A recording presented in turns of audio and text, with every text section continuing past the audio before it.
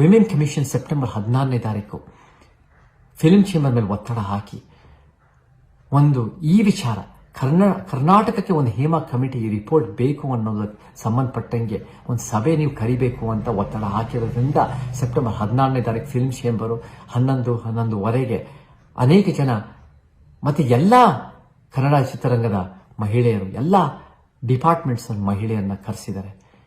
ಇದು ಒಳ್ಳೆ ಬೆಳವಣಿಗೆ. ನೀವು ಮಾಡಿ ಯಾರ್ಯಾರೋ ಒಂದು ಚಿತ್ರರಂಗದ ಒಳಿತಿಗಾಗಿ ಕೆಲಸ ಮಾಡ್ತಿರೋ ಎಲ್ಲರೂ ಒಳ್ಳೇದೇ. ನೀವೆಲ್ಲ ನಿಮ್ಮ ರೀತಿ ಪ್ರಯತ್ನ ಪಡಿ.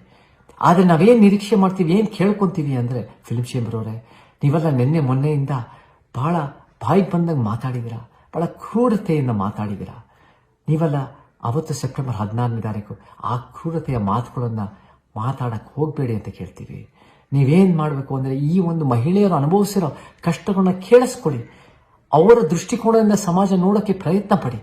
ನೀವು ಅವರನ್ನು ಮಾತಾಡಕ್ಕೆ ಬಿಡಿ, ಅವರಿಂದ ಕಲ್ತ್ಕೊಳ್ಳಿ ಅಂತ ನಾನು ಹೇಳಕ್ಕೆ ಇಷ್ಟಪಡ್ತೀನಿ.